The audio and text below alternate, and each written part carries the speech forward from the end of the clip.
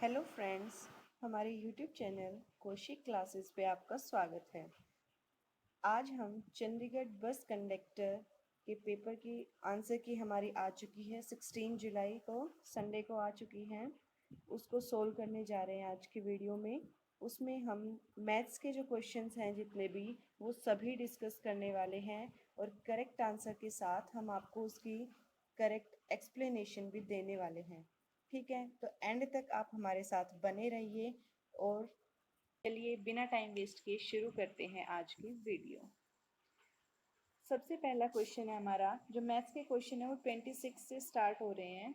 तो उसमें first question है, the value of 0.75 into 0.75 plus 0.25 into 0.75 into 2 plus 0.25 into 25।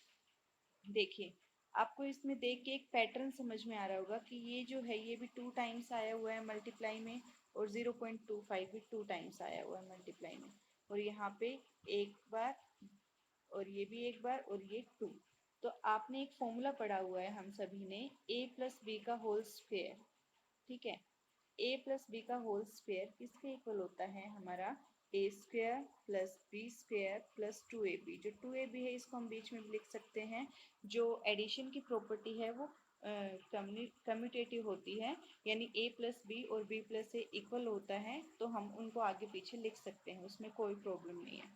ठीक है, तो इसी से हम यहाँ से देख सकते हैं A square plus B square plus 2ab वाला फॉर्म बन रहा है, यानी इसको हम शॉर्टकट में लिख सकते हैं a प्लस बी का होल स्क्वायर। यहाँ पे हमारा a क्या है 0.75 एंड b क्या है हमारा 0.25, होल स्क्वायर हो जाएगा इसका। अब देखो, इतनी बड़ी कैलकुलेशन करने की बजाय हमने इसको फॉर्मूले में कन्वर्ट कर दिया, और बिल्कुल इजीली 1 सेकंड के अंदर आपका क्वेश्चन सोल्व हो जाएगा और आपका आंसर आ जाएगा। 0.75 प्लस 0.25 हमारा 1 होता है, 1.00 हो जाएगा, और उसका स्क्वायर करेंगे आप, 1 का स्क्वायर करोगे तो कितना आएगा, 1 ही आएगा। और इसी के साथ हमारा जो ऑप्शन है वो मैच कर जाता है ऑप्शन बी के साथ। तो ऑप्शन बी हमारे यहाँ पे करेक्ट आंसर हो जाता है। बिल्कुल इजीली हमने सोल्व किया, बिना ज़्यादा मेहनत किए, बिना टाइम ज़्यादा लगाए। ठीक है, तो जो क्वेश्चन नंबर 27 है उसमें क्या पूछ रखा है, in a test 51% students failed in English and 45% failed in mathematics. ठीक है, एक टेस्ट है उसमें 51% बच्चे इंग्लिश में फेल हैं, 45% बच्चे मैथ्स में फेल हैं।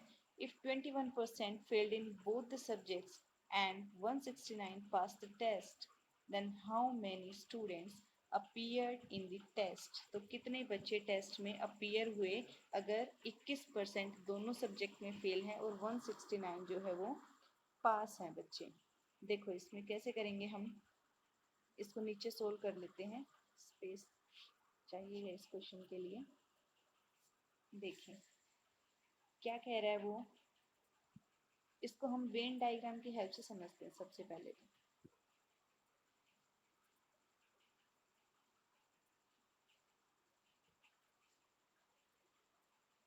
तो ये हमारे जो रेड कलर में आपको दिखाई दे रहे हैं ये है इंग्लिश।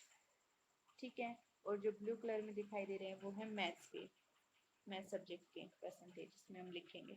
तो ये कह रहा है इंग्लिश में हमारे 51% बच्चे फेल हुए हैं और मैथ में 45%।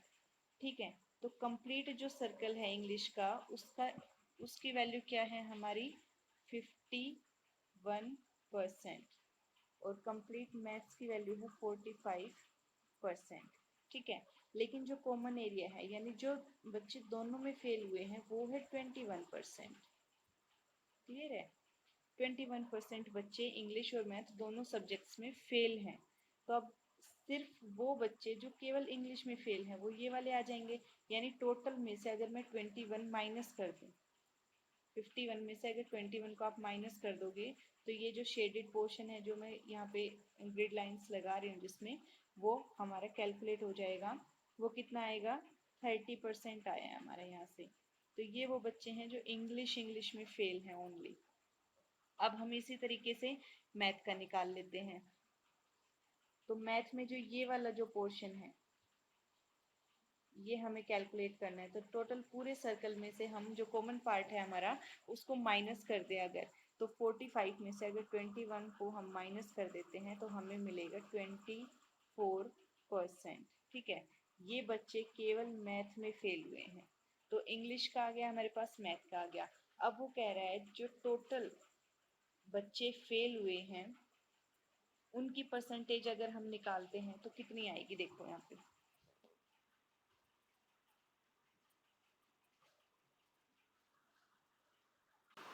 टोटल फेल बच्चों की परसेंटेज अगर हम देखें तो क्या आएगी, देखो यहाँ समझते हैं। टोटल फेलियर्स, तो 30% तो हमारे इंग्लिश में फेल हुए हैं और 24% मैथ्स में फेल हुए हैं, और जो 21% क्वेश्चन में दिया हुआ है वो दोनों सब्जेक्ट्स में फेल हुए हैं। तो फेल वाली जो परसेंटेज है वो टोटल कितनी बन के आ गई हमारे 75%। क्लियर। तो अब पास कितने हुए हैं, अगर फेलियर की जो परसेंटेज है 75 है, टोटल हमारी 100% होती है, इसको 75 को इसमें से माइनस कर देंगे तो फेलियर्स की जो पास होने की जो परसेंटेज है वो आ जाएगी। फेलियर के अगर हम माइनस कर देंगे 25% बच्चे पास हुए हैं। लेकिन क्वेश्चन क्या कह रहा है, अकॉर्डिंग टू क्वेश्चन हम लिखेंगे जो पास बच्चे हुए हैं वो है 6169। तो 25% किसके इक्वल है हमारा, 169 के इक्वल है। तो टोटल बच्चे कितने हैं हमारे, टोटल तो 100% बच्चे हैं ना, टोटल 100% बच्चे हैं। अगर 25% की वैल्यू 169 है तो 100% की इसकी 4 गुना हो जाएगी। ठीक है, तो इसको 4 टाइम्स जब हम करेंगे तो 676 ये आ जाएगा। मल्टीप्लाई करके आप इसको चेक कर सकते हैं कि आपका आंसर मैच कर रहा है नहीं। तो 100% की हमारी वैल्यू आ गई है 676, total strength of this class. I hope आपको समझ में आया होगा। अब हम इसमें आंसर मैच कर लेते हैं कि ऑप्शन में 676 है या नहीं। यस, ऑप्शन में 676 है, सी ऑप्शन हमारा यहाँ पे करेक्ट हो जाता है। इसी के साथ हम चलते हैं अपने नेक्स्ट क्वेश्चन की तरफ। Question number 28, a sum of money amounts to rupees 2750 in 2 years at 5% per annum। कोई भी हमारे पास मनी है, ठीक है, जितना भी अमाउंट है वो कितना बन जाता है 2 साल बाद, 2750 बन जाता है अगर हम 5% ब्याज पे उसको देते हैं। तो ये रेट ऑफ इंटरेस्ट है 5%। ठीक है, at what rate the same money amounts to rupees 3000 in 2 years। ये पूछ रहा है कि वो पैसे 3000 बने 2 साल में, तो ऐसे किस रेट पे हमें उनको देना चाहिए। तो रेट पूछा गया है आपसे, ध्यान से ये सारी वैल्यूज देख लो। अब इसको हम नीचे जो ब्लैंक पेज है उस पर सोल्व करेंगे। देखो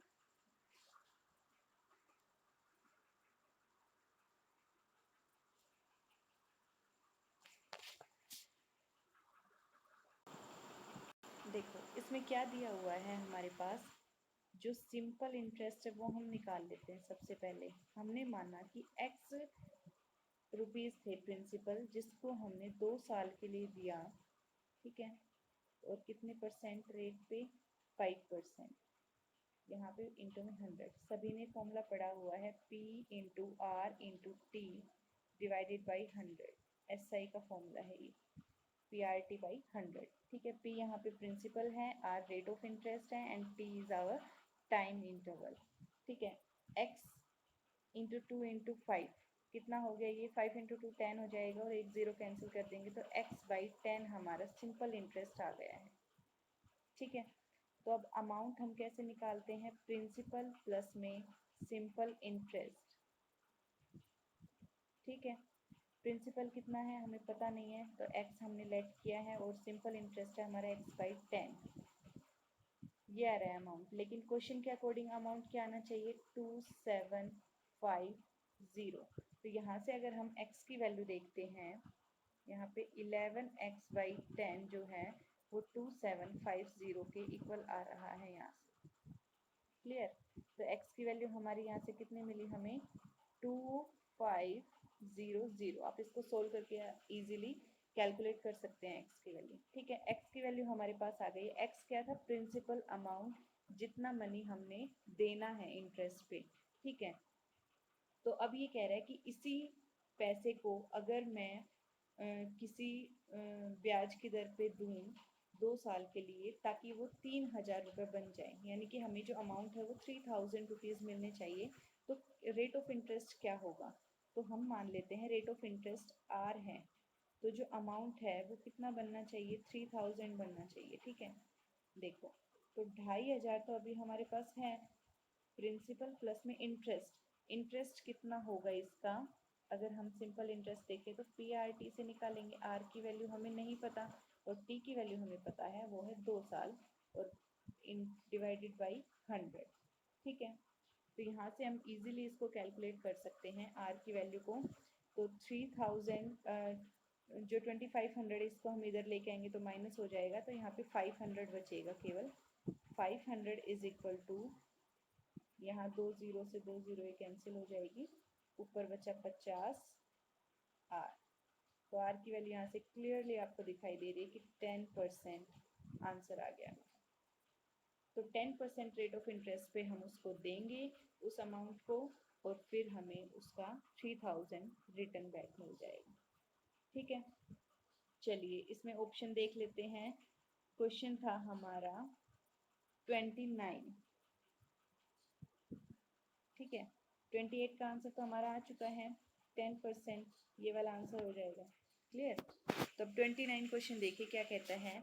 if a sum of money doubles itself in 3 years at compound interest, कि हमारे पास कोई सम है वो डबल हो जाता है 3 साल में अगर हम उसको कंपाउंड इंटरेस्ट पे देते हैं, then how many years it will take to become 4 times, यानी कि 4 टाइम्स हो जाए वो सम, 4 गुना हो जाए हमारा पैसा, तो उसको कितने साल लग जाएंगे? तो बिल्कुल इजी है, अगर डबल करना है तो 3 साल लगेंगे, और अगर 4 टाइम्स करना है तो 6 साल लगेंगे। देखिए कैसे, यहाँ पे साइड में बता देती हूँ आपको। जब भी हम कंपाउंड इंटरेस्ट वाला केस लेते हैं तो इस तरह से आप करेंगे, 3 कॉलम बनाएंगे, प्रिंसिपल, अमाउंट एंड टाइम। अगर प्रिंसिपल एक्स है मानो, ठीक है, और उसको हमें डबल करना है, 2x करना है। इसने दे रखा है ना कि डबल हो जाता है 3 साल में, कितने टाइम में हो रहा है भाई? 3 साल में डबल हो रहा है वो। अगर मेरा प्रिंसिपल 2x होता तो वो 4x हो जाता, डबल होता, 3 साल में ही होता। तो अब इनके बीच का गैप देखो आप, x से 4x होना चाहिए, तो ये टोटल जो टाइम है वो ऐड हो जाएगा इधर का टोटल टाइम, क्योंकि हमें 4 गुना करना है, वो 4 टाइम्स होना चाहिए ना सम। ठीक है, तो 4 टाइम्स वो कितने साल में हो जाएगा? 3 + 3, दोनों जो ईयर्स है उनको ऐड कर देंगे, यानी कि 6 ईयर्स में वो डबल से 4 टाइम्स हो जाएगा। तो 6 ईयर्स हमारा आंसर हो जाएगा इस क्वेश्चन का। बिल्कुल 1 सेकेंड के अंदर हमने आंसर को निकाल दिया है। चलिए नेक्स्ट क्वेश्चन पे बढ़ते हैं अपने। Question number 30। A boat A bought a radio for rupees 500 and sold it to B at 5% gain. A कोई व्यक्ति है, उसने रेडियो खरीदा 500 रुपए के, ठीक है, और उसने दूसरे व्यक्ति B को बेच दिया 5% गेन पे। उसने कुछ टाइम यूज़ किया अपना रेडियो, फिर उसका मन भर गया तो उसने सोचा कि इसको क्यों ना इससे प्रॉफिट कमाया जाए, तो उसने 5% गेन पे दूसरे किसी व्यक्ति को बेच दिया। ठीक है, अब थोड़े टाइम में भाई बी का भी मन भर जाता है, तो बी सोल्ड इट टू सी। अब बी जो है वो किसी तीसरे इंसान को उसको बेचता है, यानी कि सी को, एट 5% लॉस, क्योंकि वो रेडियो पुराना हो चुका है, तो बी को जो है वो लॉस हो गया है 5% का। What is the cost price of the radio for C? ठीक है, हमें ये बताना है कि सी ने वो जो रेडियो है वो कितने रुपए में खरीदा है। बिल्कुल सिंपल है, देखो स्टेप बाय स्टेप हम चलेंगे।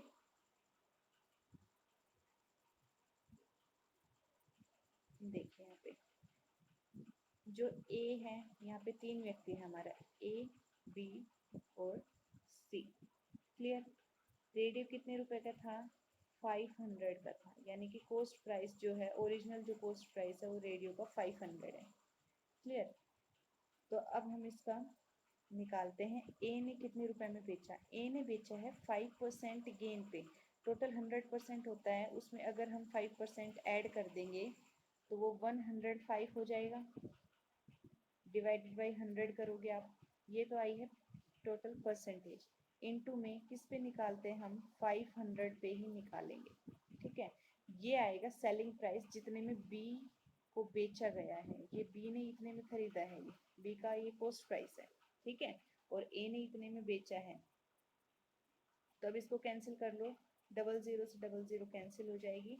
और 105 को अगर हम 5 से मल्टीप्लाई करते हैं तो हमें मिलेगा 525, यानी 500 रुपये का जो रेडियो है वो उसने 525 रुपये में बी को बेचा था।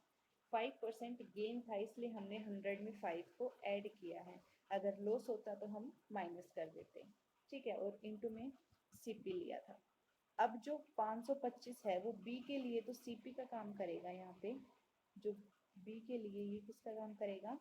पोस्ट प्राइस का। ये बी का पोस्ट प्राइस है रेडियो का, ठीक है। अब जो बी है वो इसी पोस्ट प्राइस को ध्यान में रखते हुए सी को रेडियो बेच देता है 5% लॉस पे, ठीक है। 5% उसको लॉस हुआ है। तो अब की बार लॉस हुआ है तो 100 में से 5 को माइनस करेंगे, यानी कि 95।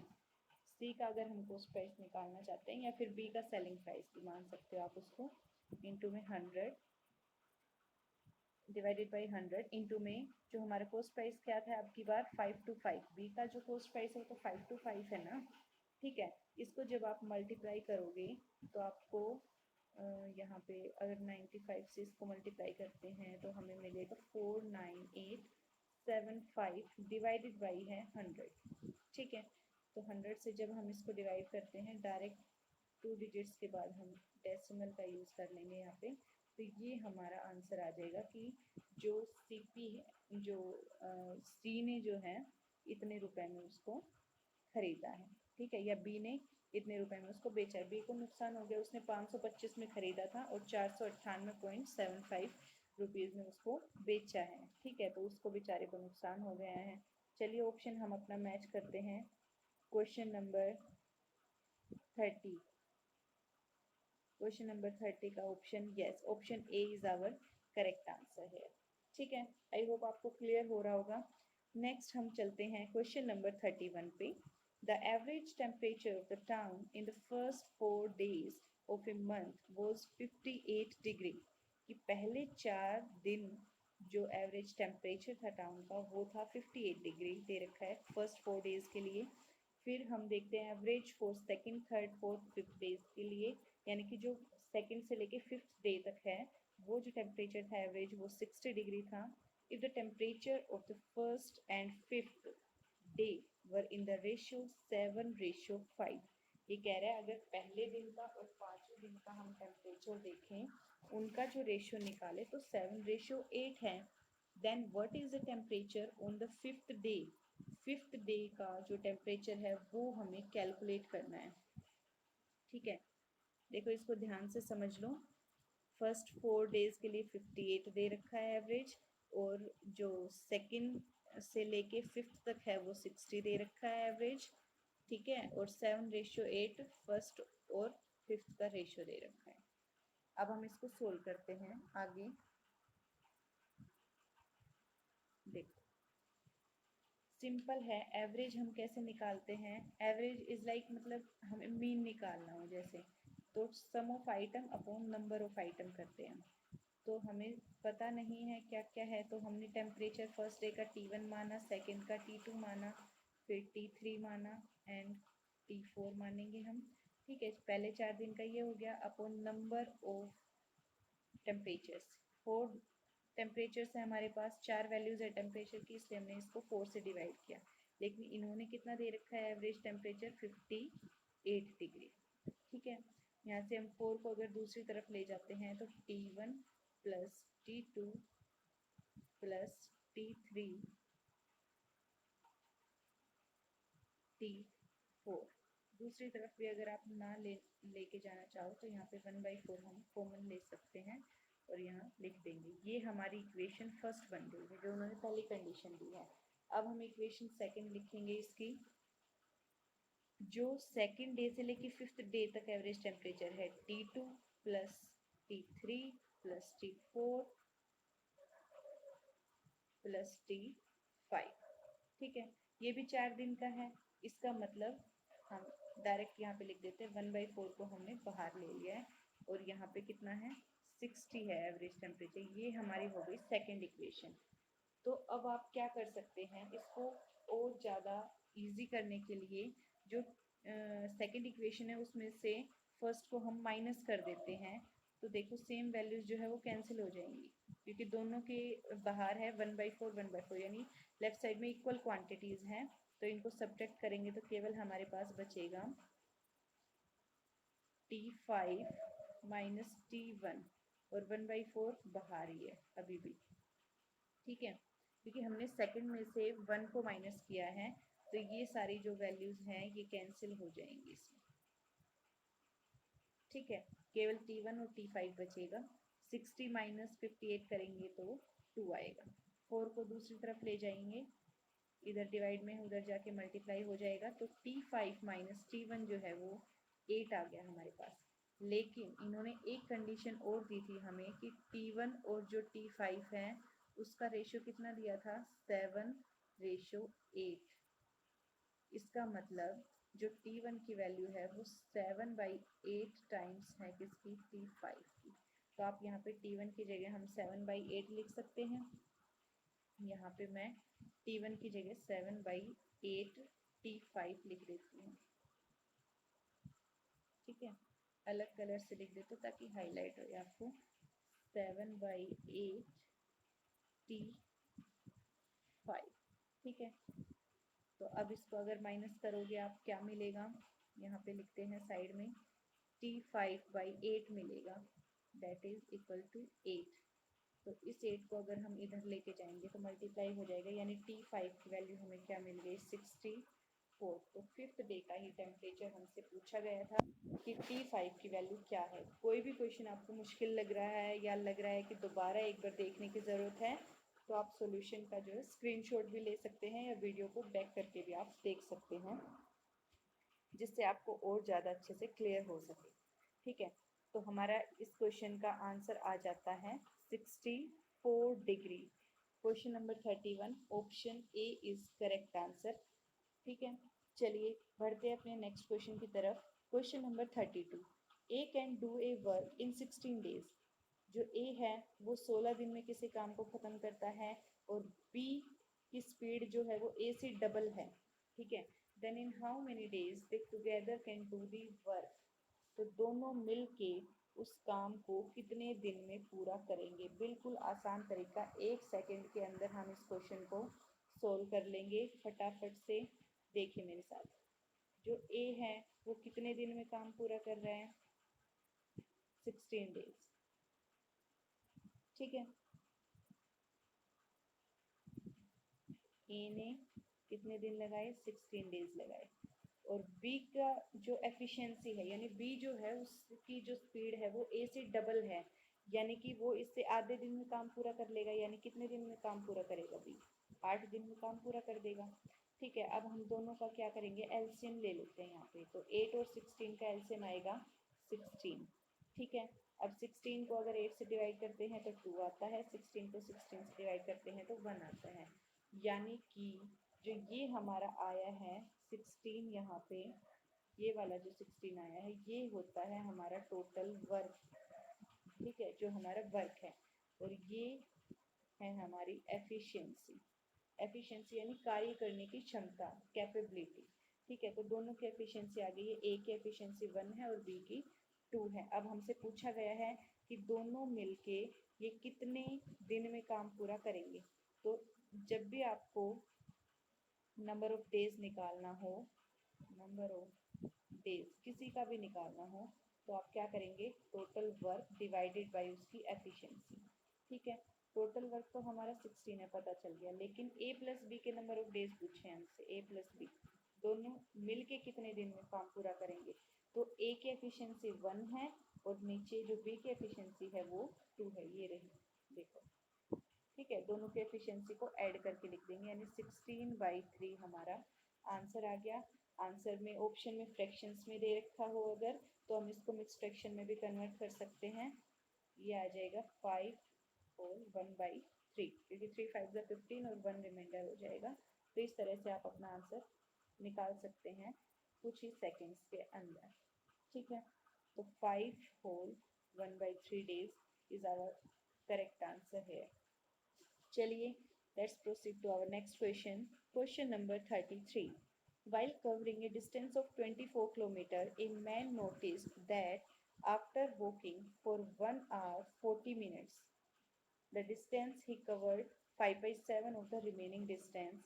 His speed in meter per second was, ठीक है, कोई भी व्यक्ति उसने 24 किलोमीटर का डिस्टेंस कवर करना चाहता है वो, लेकिन वो 1 घंटे 40 मिनट के लिए चलता है और वो देखता है कि उसने जो डिस्टेंस है कवर कितना किया है, अभी जो डिस्टेंस बाकी है उसका 5/7 कुछ डिस्टेंस उसने कवर किया है, लेकिन वो किसके इक्वल है, जितना डिस्टेंस उसका अभी कवर करना बचता है उसके 5/7 टाइम्स है।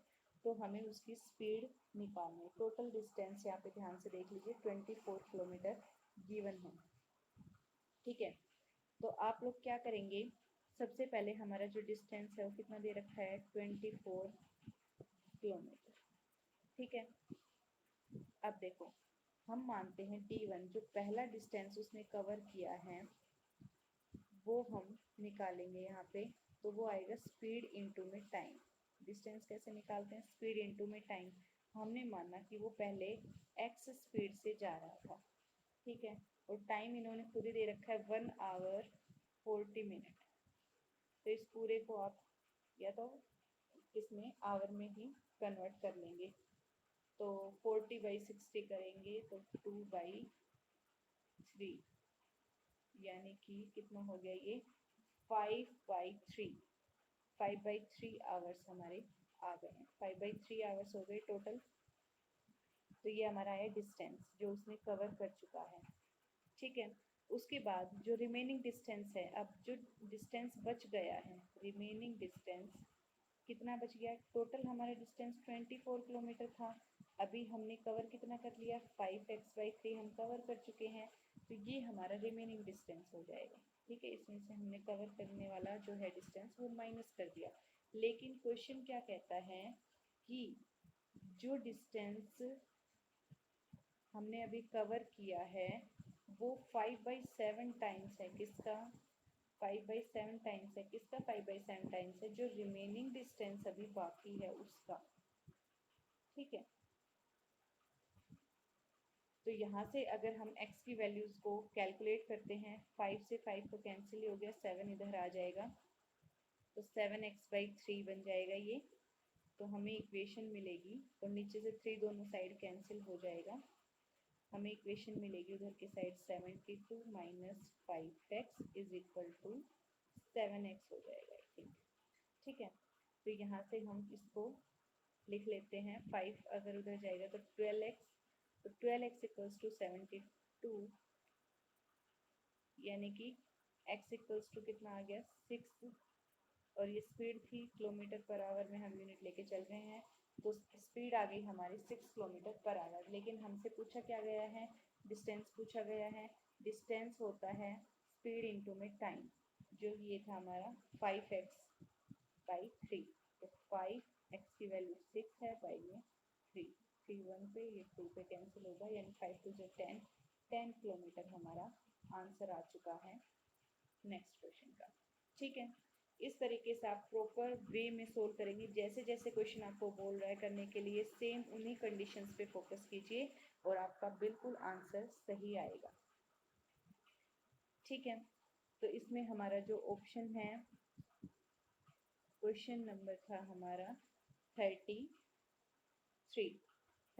में अच्छा यहाँ पे इन्होंने स्पीड बता रखी है मीटर पर सेकंड में। ओके, हम उसको मीटर पर सेकंड में कन्वर्ट कर लेते हैं।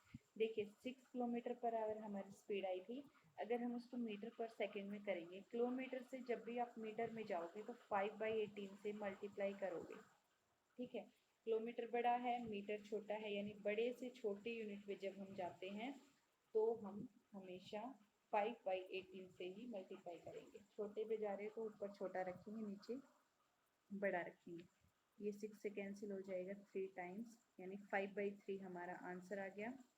5/3 को हम 2 होल 2/3 1 होल 2/3 ये लिख सकते हैं। ठीक है, option A is our correct answer here. ये हमने मीटर पर सेकंड में कन्वर्ट किया और कुछ नहीं किया, बस स्पीड ही पूछ रखी थी, डिस्टेंस नहीं पूछा। चलिए चलते हैं अपने नेक्स्ट क्वेश्चन पे। Question number 34। In what proportion, in what ratio two types of T costing ₹15 पर केजी एंड 20 पर केजी। ठीक है, दो तरह की चाय पत्ती है हमारे पास, एक है 15 रुपये किलो, दूसरी है 20 रुपये किलो। उन दोनों को हम कितना कितना मिक्स करें ताकि जो प्रोपोर्शन, जो मिक्सचर हमें मिला है उसकी कॉस्ट हो जाए 16.5 पर केजी। बिल्कुल इजी क्वेश्चन है, देखिए कैसे करेंगे। फटाफट से इसको सोल्व कर देते हैं 2 मिनट के अंदर। हमने माना भाई कि x जो है दो तरह की चाय है, देखिए एक हमारे पास T1 हो गई, एक हो गई T2। इसकी कॉस्ट कितनी है 15 रुपीज़ पर केजी है, और इसकी कितनी है 20 रुपीज़ पर केजी है। ठीक है, तो इसका हमने x proportion x part mix किया, इसका हमने y पार्ट मिक्स किया, तो इसकी कॉस्ट कितनी हो जाएगी 15x। इसकी कॉस्ट हो जाएगी, क्योंकि 1 किलो की अगर 20 रुपये है तो y किलो की हो जाएगी 20y, और 15 किलो की हो जाएगी 15x। ठीक है, लेकिन टोटल हमने कितना मिक्स किया x प्लस y। ठीक है ना, x किलो इसका लिया पहले वाली चाय पत्ती का, और y किलो उसका लिया, और इसमें 1 किलो की कॉस्ट है 16.5।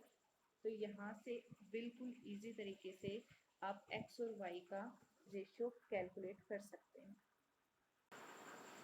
देखिए 15x इज इक्वल टू 16.5, यानी कि ये बचा है 1.5x अगर आप माइनस करेंगे तो, और 16.5y और 20y यानी 3.5y यहाँ पे बचता है हमारे पास। तो ये 3y 7 पे कैंसिल हो जाएगा, यानी x ratio y T1 ratio T2 हमारा कितना है 3.5 डिवाइडेड बाई 1.5 यानी 7/3। ये रेशियो आपका आ जाएगा 7:3।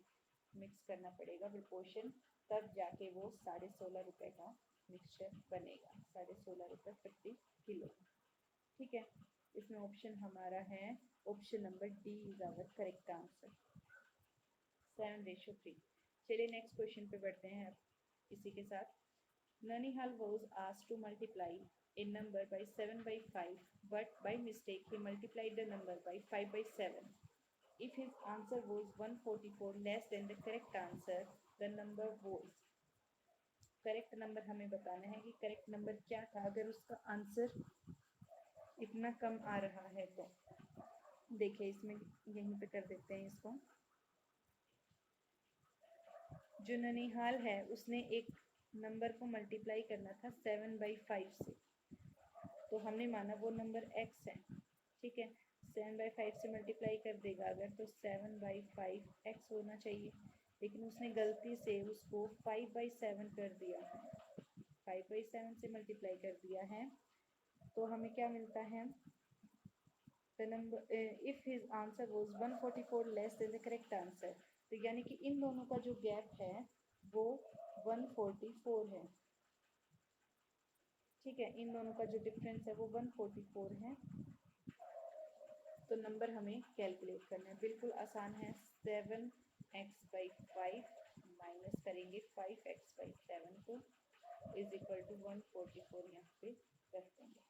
ठीक है, कैलकुलेट करो इसको। 49 माइनस 25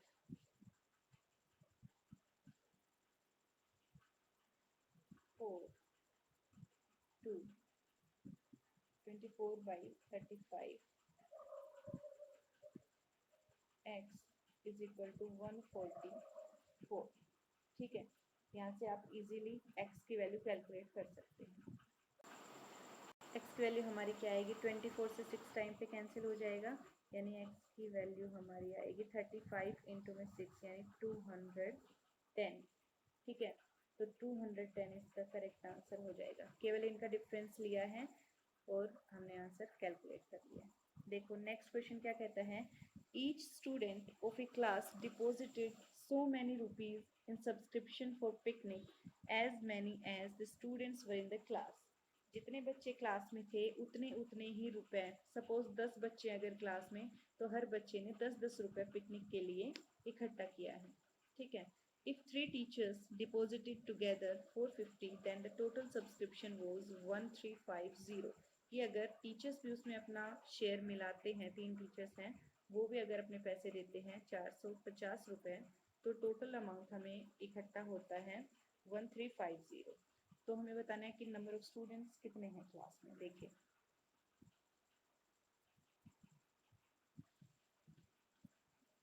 बिल्कुल आसान है। अगर हमने नंबर ऑफ स्टूडेंट्स x माना है तो हर बच्चा x रुपए ही इकट्ठा कर रहा है। अगर हम 10 मानते तो हर बच्चा 10 रुपए इकट्ठे करता, तो 10 बच्चे कितने रुपए इकट्ठे करते, 100 रुपए। अब हमने x माना है तो एक बच्चा x कर रहा है, तो x बच्चे कितने रुपीज इकट्ठे करेंगे, x इंटू में x। ठीक है, लेकिन 450 रुपए हमने टीचर से भी लिए हैं और फिर जाके कहीं हमारा अमाउंट बना है 1350 रुपीज। तो यहाँ से आप एक्स स्क्वेयर की वैल्यू देखेंगे कितनी आ जाएगी, 900 आ गई। 450 को माइनस में कर देंगे। ठीक है, तो यहाँ से x की वैल्यू अगर निकालेंगे तो स्क्वायर रूट हो जाएगा 900 का, जो कि होता है 30। तो 30 बच्चे थे हमारी क्लास में। ठीक है, 30 बच्चे थे हमारी क्लास में क्योंकि x हमने माना था नंबर ऑफ स्टूडेंट्स। चलिए नेक्स्ट क्वेश्चन पे चलते हैं। What could be the maximum value of q in this equation. हमारे पास एक इक्वेशन दे रखी है, उसमें q की मैक्सिमम वैल्यू बतानी है। देखो ये वाली जो इक्वेशन है इसमें हमें q की वैल्यू बतानी है। तो सिंपल आप इस नंबर को नोटिस करो, अगर हम इसका 1000 डिजिट देखते हैं तो 5 + 3 + 2, ये जो 100 प्लेस पे नंबर्स हैं इनको अगर ऐड करते हैं तो कितना आ रहा है हमारा, 10 आ रहा है। लेकिन यहाँ पे 11 है। ठीक है, लास्ट में जो यहाँ पे दे रखा है 1114, ये है, ये 11 है, यानी कि 10 तो हमारा इनका ही सम आ रहा है, तो यानी एक इसको कैरी मिली है तब जाके ये 11 बना है, 1 इसमें कैरी ऐड हुई है। ठीक है, और अगर हम यूनिट डिजिट्स देखते हैं सभी नंबर की, 9, 7 एंड 8, 9, 7 और 8 कितने हो गए, 24। ठीक है, लेकिन लास्ट में केवल 4 लिखा हुआ है, इसका मतलब जो बीच वाला नंबर है ये, इसको 2 कैरी मिली है तब जाके ये 11 बना। ठीक है, तो बीच वाले नंबर्स क्या क्या है हमारे उसमें, p + q + r, इनको कितनी कैरी मिली थी बीच वाले को, 2 कैरी मिली थी ये। ठीक है, 2 कैरी मिली तब जाके ये कितने बने, 11 बने। क्लियर, तो यहाँ से हमें p + q + r कितना मिल गया है, 9 मिल गया है। ठीक है, p + q + r की वैल्यू 9 है। हमें मैक्सिमम वैल्यू बतानी है q की, तो हम p की और r की मिनिमम वैल्यू क्या ले सकते हैं, 0 ले सकते हैं। तो मिनिमम वैल्यू p और r की अगर हम 0 लेते हैं तो q की मैक्सिमम वैल्यू हमें मिल जाती है कितनी, 9। ठीक है, क्लियर सभी को। चलो नेक्स्ट क्वेश्चन पे चलते हैं। तो इस क्वेश्चन का जो आंसर है वो हमारा 9 हो जाता है 37 का। बस 3 क्वेश्चन और बाकी है हमारे। How many times are the 2 hands of a clock at right angle in a day. एक दिन में जो 2 हैंड्स ऑफ ए क्लॉक है, जब भी हैंड की बात होती है क्लॉक के, तो हम minute hand and hour hand को कंसिडर करेंगे। जब तक सेकंड हैंड का ना बोला जाए, सेकंड हैंड को कंसिडर नहीं करना है। ठीक है, 3 हैंड्स होते हैं, minute hand, second hand and hour hand. तो हम मिनट और आवर हैंड को यहाँ पे कंसिडर कर रहे हैं। तो ये जो हमारी क्लॉक है, जो क्लॉक है हमारी,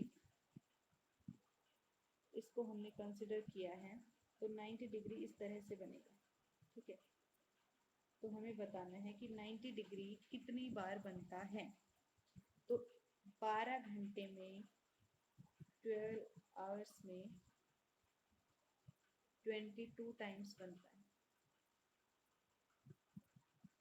90 डिग्री का एंगल, राइट एंगल। ठीक है, तो एक दिन में कितने घंटे, हमसे तो एक दिन में पूछा गया है ना, एक दिन में 24 घंटे होते हैं, तो इसका डबल हो जाएगा, तो 4 टाइम्स हमें राइट एंगल मिलेगा एक दिन घड़ी में। ठीक है, तो आंसर हमारा आ गया है 44 यहाँ पे। 38 तक क्वेश्चन हमारे हो चुके हैं। 39 एंड 40 दो क्वेश्चन और बाकी हैं केवल। Calendar for the year 2014 will be same for the year. हमें ये बताना है कि 2014 का जो कैलेंडर है वो नेक्स्ट टाइम कब किस ईयर के लिए सेम होगा। तो देखो इसमें हम number of odd days find out करेंगे। 2015, 2016, 2017, 2018, 2019, ऐसे ही हम कंटिन्यू करेंगे 2020, 2021, जब तक हमारे नंबर ऑफ ओड डेज 0 ना हो जाए। देखो 2015 में कितने नंबर ऑफ ओड डेज हैं? 1। जो लीप ईयर है उसमें दो ओड डेज होते हैं, और जो नॉन लीप ईयर्स हैं उसमें नंबर ऑफ ओड डेज होता है 1। ठीक है, तो 2016 लीप ईयर है इसलिए हमने इसमें 2 काउंट किया। 17 में 1 है और 18 में भी 1 है। ठीक है, 19 में भी 1 और 20 फिर से लीप ईयर हो गया तो इसमें 2 ओड डेज हो जाएंगे। 21 में 1 हो जाएगा। ठीक है, इसके बाद 22 में लेंगे तो 1, 23 में 1 एंड 24 में 2। एक बार इनको ऐड करके देख लेते हैं कितना आ रहा है। 1 + 2 3 4 5 6 7 8 9 10 11 12 13 और 24 में 25 में ये हो जाएगा 14। तो 14 डेज आए हैं हमारे 2025, यानी कि नंबर ऑफ ओड डेज हमारे 0 हो गए हैं यहाँ पे। 14 डेज जो है वो कंप्लीट वीक में कंसिडर किया जाता है, इसलिए हम इसका आंसर लिखेंगे 2025। इसका और 2014 का जो कैलेंडर है वो बिल्कुल सेम होगा। तो यहाँ पे ऑप्शन में कहीं पे भी हमें 2025 नहीं दिख रहा तो ऑप्शन डी हम इसका करेक्ट कर देंगे, नन ऑफ दीज। ठीक है, लास्ट एंड फाइनल क्वेश्चन है हमारा आज का। इस पेपर का मैथ्स के हमने सभी क्वेश्चंस को सोल्व कर दिया है, बस आखिरी बचा है उसको फटाफट से देख लेते हैं। ये भी कुछ सेकंड्स के अंदर हो जाएगा। A 600 metre long train is running at 108 km/h. In how much time will it cross electric pole? ये कह रहा है कि एक 600 मीटर लंबी ट्रेन है और उसकी स्पीड दे रखी है 108 km/h। देखिए यूनिट अलग अलग दे रखी है, यहाँ पे जो ट्रेन है वो मीटर में दे रखी है उसकी लेंथ, और स्पीड जो है वो किलोमीटर/आवर में दे रखी है। तो हम उसको सेम यूनिट में, अब जो आंसर्स है वो सेकंड में है तो हम स्पीड को ही मीटर पर सेकंड में कर लेंगे। तो स्पीड अगर 108 किलोमीटर/आवर में है, किलोमीटर से मीटर में जाने के लिए अभी अभी कुछ टाइम पहले मैंने आपको बताया था 5/18 से मल्टीप्लाई करेंगे। ठीक है, अब इसके बाद जो टाइम है वो कैसे निकालते हम? डिस्टेंस बाई में स्पीड। डिस्टेंस है हमारी 600, स्पीड है हमारी, इस वैल्यू को यूं का यूं रख देते हैं सेम, 108 इंटू 5, बाई में 18 है तो वो ऊपर आ जाएगा। ठीक है, यहाँ से आप कैंसिल कर सकते हैं इजीली। कैंसिल करके वैल्यू निकालेंगे हम टी की। ठीक है, तो यहाँ से हम कैंसिल करके इसका आंसर निकाल लेंगे, 20 आएगा। 20 सेकेंड्स हमारा फाइनल आंसर हो जाएगा। Option number C is our correct answer. तो इसी के साथ आज की वीडियो हम एंड करते हैं। आई होप आपको क्लियर हुआ होगा, कुछ ना कुछ कंसेप्ट आपको शॉर्ट ट्रिक्स के साथ समझ में आए होंगे, और क्वेश्चंस को कम टाइम में जल्दी कैसे सोल्व किया जाए बिना टाइम वेस्ट किए वो भी आपने सीखा होगा। ऐसे ही बने रहिए हमारे साथ और भी टीचिंग रिलेटेड वीडियोस देखने के लिए। Thank you so much, bye bye.